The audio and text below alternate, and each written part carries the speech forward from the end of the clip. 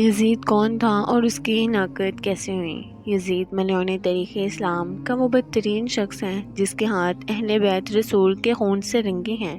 اس کی سیاہ شخصیت اور کارنامے اسے فرعون، نمرود اور قارون کے صف میں کھڑا کر دیتی ہیں، جس کا انجام آخرت میں بھیانک ترین اور باعث عبرت ہوگا۔ اس نے مدینہ میں فساد برپا کیا، کعبہ کو نذر آتش کیا اور سینکڑوں صحابہ کو اپنے بیعت توڑنے کی وجہ سے شہید کیا۔ لیکن اس کا سیاہ ترین کارنامہ امام علی مقام حضرت حسین ابن علی علیہ السلام اور اہل بیت رسول کو شہید کرنا ہے۔ یزید ملعون کا پورا نام یزید بن معاویہ تھا، جس کی ولادت 25 ہجری یعنی سن 645 عیسوی میں حضرت عثمان غنی رضی اللہ تعالی عنہ کے دور میں خلافت میں ہوئی، جب سن 60 ہجری میں حضرت معاویہ ابن سفیان نے اپنے امیر المؤمنین حضرت علی رضی اللہ تعالی عنہ سے بغاوت کر کے شام میں بنو امیہ حکومت کی بنیاد رکھی، تو اس وقت یزید نوجوان تھا، لہذا حضرت معاویہ یزید ملعون کو اپنے بعد حاکم بنانے کی کوشش میں لگ گئے، اور پھر صلح حسن کے بعد جب پوری حکومت معاویہ ابن سفیان کے ہاتھوں میں آئی تو انہوں نے شام، عراق، مصر اور حرم میں اپنی حمایتوں کے ذریعے خطبوں میں یزید کا نام لینے کا حکم دیا۔ نئے تلواروں کے زور اور دیناروں کی تھیلیوں کے ذریعے گورنروں اور سپہ سالاروں کو بھی یزید کا حمایتی بنایا گیا۔ امام حسن علیہ السلام کے ساتھ کی جانے والی شرائط کو توڑ دیا گیا۔ سن 60 ہجری میں نبی صلی اللہ علیہ وآلہ وسلم کی پیشن گوئی کے مطابق یزید تختہ نشین ہوتا ہے۔ تاریخ اسلام کا ایک سیاہ باب کھل جاتا ہے۔ کچھ اصحاب رسول یزید کے بیعت سے سری طور پر انکار کر دیتے ہیں، جن میں اس وقت کے سب سے افضل شخص اور نواسہ رسول حضرت حسن ابن علی بھی شامل تھے۔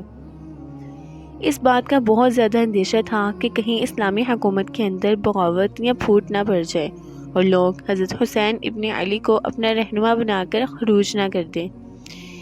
اس جرم میں امام حسین اور اہل بیت رسول کو سن 61 ہجری میں میدان کربلا میں یزید کے حکم سے شہید کر دیا جاتا ہے، اور ان کے سر کو بطور عبرت شام کے بازاروں میں نیزوں پر بلند کیا جاتا ہے اور لوگوں کو دکھایا جاتا ہے کہ بغاوت کا کیا انجام ہوتا ہے۔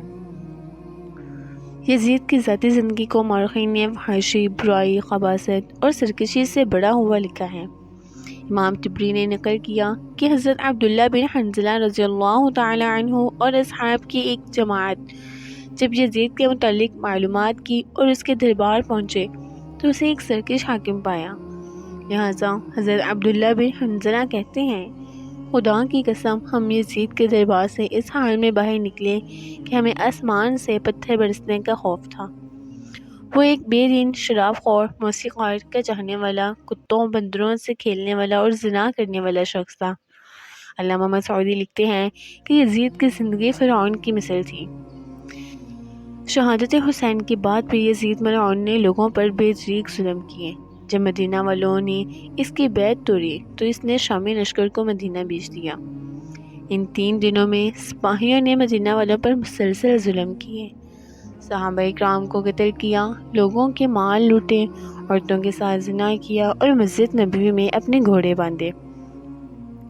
پھر 63 ہجری کے آخر میں جب حضرت عبداللہ بن ابن زبیر رضی اللہ تعالی عنہ نے مکہ میں اپنی عمارت قائم کر لی تو یزید کے حکم سے شامی فوج نے مکہ پر چڑھائی کر دی اور حرم پر منجنیق پھینکے، جس سے کعبہ میں آگ لگ گئی، بیت اللہ کی ایک دیوار بھی شہید ہو گئی۔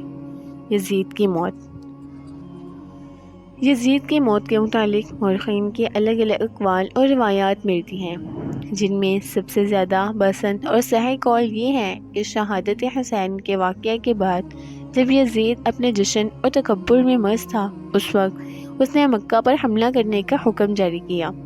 یہ سن 64 ہجری ربیع الاول کا مہینہ تھا۔ چند ہی دنوں میں وہ ایک موذی بیماری میں مبتلا ہو گیا۔